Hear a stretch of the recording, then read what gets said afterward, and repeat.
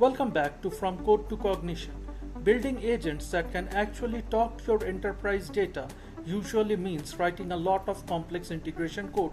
But today we are going to let the Oracle AI Database Private Agent Factory do that heavy lifting for us.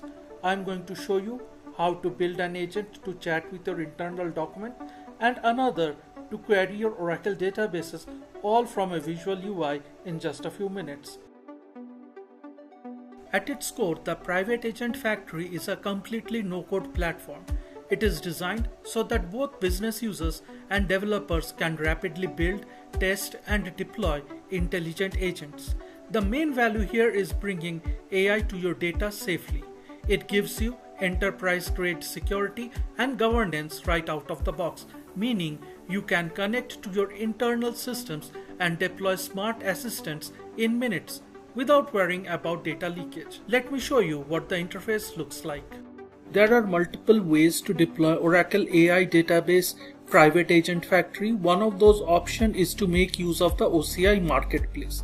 In order to do this particular task, first you go into the navigation menu, you scroll down to Marketplace. Here you click on All Application, and once you are in the All Application page, you just type over here Private Agent Factory and hit the enter key, and you will get that this particular application will be displayed to you. You just click on it, then you click on Launch Stack. It will ask you for the compartment in which you want to deploy the stack as well as the version, and then I will just click on I have reviewed and accept the publisher terms and condition. Click on Launch Stack.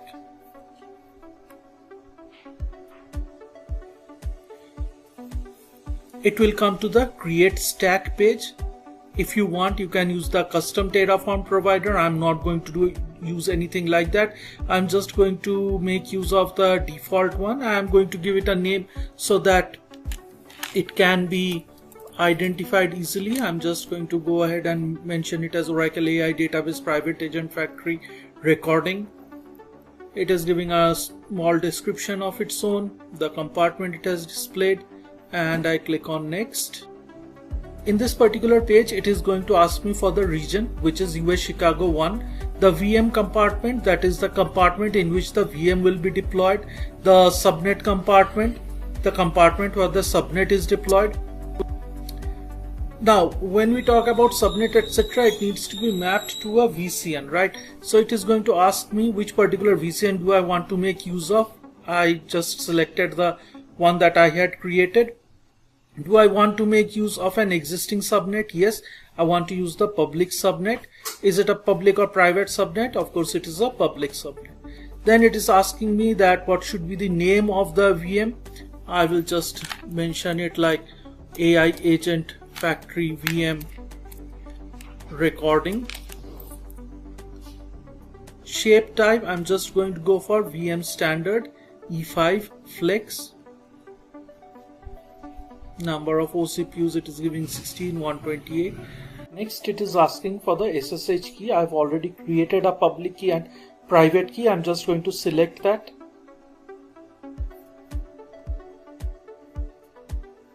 And then I will click on Next. It is giving me the summary. I will ensure that this Run Apply is selected, and I will click on Create. And as you can see over here, the job has started. Okay, so now as you can see over here that the job has completed successfully. If you want to view the logs are displayed over here. If you want to get a detailed information, you can go through this log section. Now coming back, I will go back to the application information, and here it is going to give me the URL that I can use in order to install the Private Agent Factory. Next, it will ask me to enter the email and the password that I want to create. Once I do that, I will have to click on the Next button. In the next screen, it is going to ask me for the database configuration details. This particular database will be used in order to store metadata information, embedding etc. by the AI Database Agent Factory. The database can be of either a local environment or it can be an autonomous AI database. In my case, I am making use of an autonomous AI database, hence I will click on wallet, and now I am going to upload the wallet file over here. So I've uploaded the wallet here. Then it is going to ask me for the username. I'm just going to give it like admin and give a password to it. Now this is not the case. It is not in an air-gapped environment. It is available to the public internet. So I'm going to select no. Does the database server use a wallet? Yes. Yes. Then I will click on test connection. As you can see over here, the database connection is successful. So I will click on next. And here I just click on install. It will start the installation process, which you can track using the installation log. And after some time you will see that the installation has been completed successfully. So I will click on next. Next it is going to ask for the LLM configuration details. Here I have given the name to it as LLM model entry v2. I'm going to make use of OCI GenAI services. I have got the fingerprint details with me. As a part of the LLM model, I have selected XAI Grok 4. The endpoint detail you will have to give over here. Since I'm making use of US Chicago 1 region, I have selected the same. The compartment ID you will have to provide.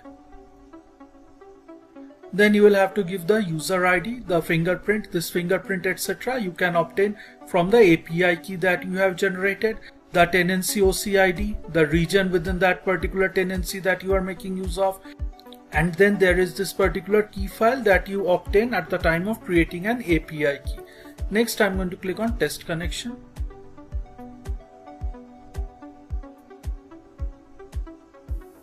And you see that the connection is successful. Remember one important thing, that always click on save configuration. If you do not select, then all these details will be lost. Next it is asking me for the embedding model, that is which kind of model do I want to make use of. For the database embedding part, I'm going to use the default multilingual E5 base model. I'm just going to give it some name like V2. I'm going to use the local. Here it is going to show me that multilingual E5 base is there. Again I'm going to click on test connection. Connection successful. I will click on save configuration, and then I will click on finish installation. Once the installation is complete, it will give me the login screen where I will have to enter the email and the password and then click on sign in. It will take me to the home page, and those are the steps that you need to follow in order to install Oracle AI Database Private Agent Factory from OCI Marketplace. Now that we are in the home page, you will see a couple of options. First, there is this knowledge agent. Now this particular knowledge agent is used in order to process and give answer based on non-structured data such as documents, etc. Data analysis agent, on the other hand, is a pre-built agent that is used in order to work upon structured data such as database tables, schemas, etc.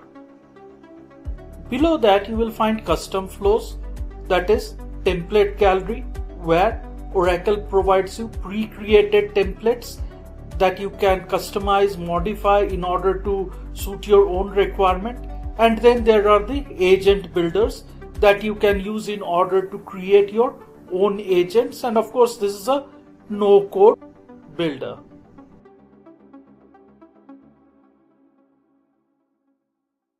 When you open the Agent Factory, you don't actually have to build anything from scratch.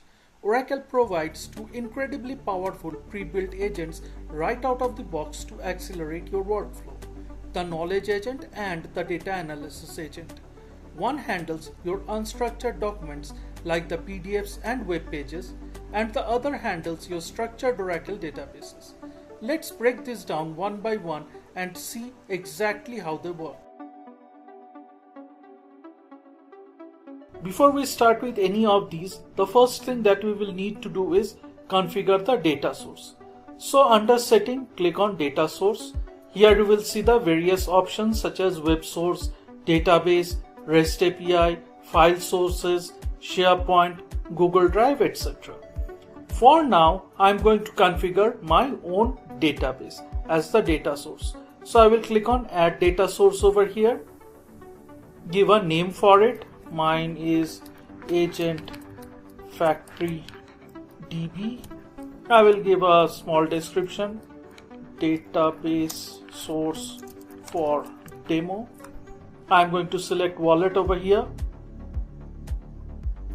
I've selected the wallet over here, given the username admin and the password. Then I will click on test connection. It is showing that it has been successfully done. And now I will click on add database source. So as you can see, this particular data source has been added. Another kind of data source that we make use of quite commonly are raw data or the file sources, the unstructured data. So let me go ahead and add a documentation of Oracle as a part of this particular file source. Again, I will click on add data source. Here I am going to give it a name. For example, let us say clusterware documentation. And here I'm just going to give it, this is Oracle AI database clusterware documentation knowledge base.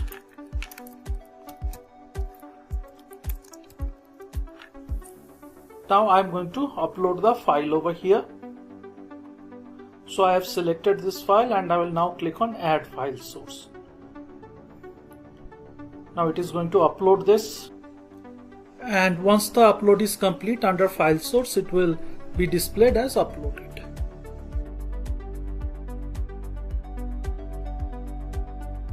First up is the knowledge agent. Think of this as your rack in a box.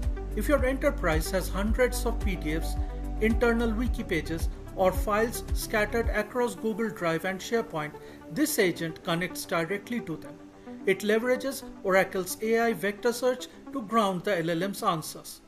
This means it drastically reduces hallucination and gives you accurate responses with citations pointing exactly to your internal document. Let's jump into the console and see how easy it is to set this up. Okay, now let us create our first knowledge agent. So in the home page, I will click on knowledge agents. As we discussed previously, knowledge agents are used in order to create agents that will work upon unstructured data such as documentation, etc. So we are going to click on create agent. It will ask me for the data source. In our case, since we are going to make use of the clusterware administration documentation that we just uploaded, I will click on file system, and here we have the clusterware documentation. I will click on next. So here I have given this agent the name of clusterware teacher, description for it, Oracle clusterware documentation knowledge base, small description so that it can help the user identify what exactly this agent is for. I can click on show preview to get it, and then I click on next. As soon as I'm over here, I can just publish the agent, and I see the agent that has been created over here. Now in order to test it, I can just click on open agent. And now let us ask some questions to it. Now for example, if I say what are the prerequisite for installing Oracle clusterware on Linux, let us see what it says. And after some time, see, it has given us all the prerequisite details. Operating system installation verification, what are the hardware requirement, the pre-installation configuration, everything it has shown us. Along with that, it has also given us from where it got this particular information. So if I click on one of these, you will see that it is actually picking up the information from the document that we had uploaded. Okay, Now let us ask it another question. How can I add a new node to an existing cluster?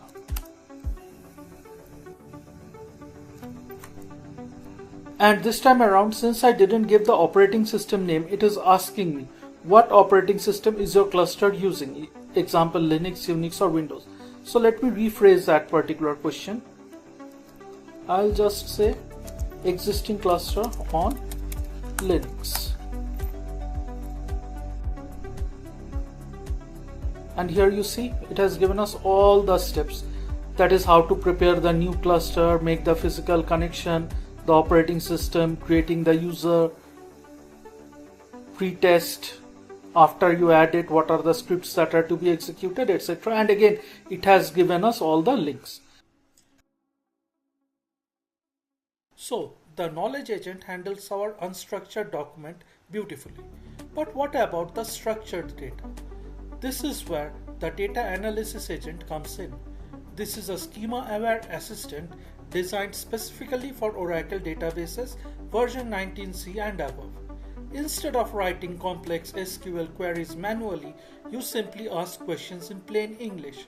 The agent understands your schema, generates the correct SQL, and even builds visual charts. Most importantly, for enterprise security, the raw rows of your database are never exposed to the external LLM. Let me show you how to connect to database and run some queries. For this demonstration, I am going to make use of Netflix dataset. If you do not have the Netflix dataset in your environment, all that you will have to do is go into Utilities and then select Datasets. This will list all the datasets that are provided by Oracle. You will have to click on the Import Dataset button under Netflix title dataset. In my case, it is already imported, so it is showing green with a check mark on top of it. Let's go back to create the data analysis agent. I will click on data analysis agent, then I will click on create agent. Here I am going to select what will be the source. In my case, it will be the applied AI dataset. It is going to give me the tables and the views that are part of it. As we saw previously that I am going to make use of the Netflix dataset, so I will select this, and then all that I've got to do is click on next. In the next screen, it is going to ask me about agent details.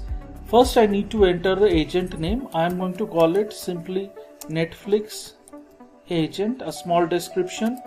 This agent can be used to give information on Netflix library, and then I can just give a description like use this agent to query against the Netflix library.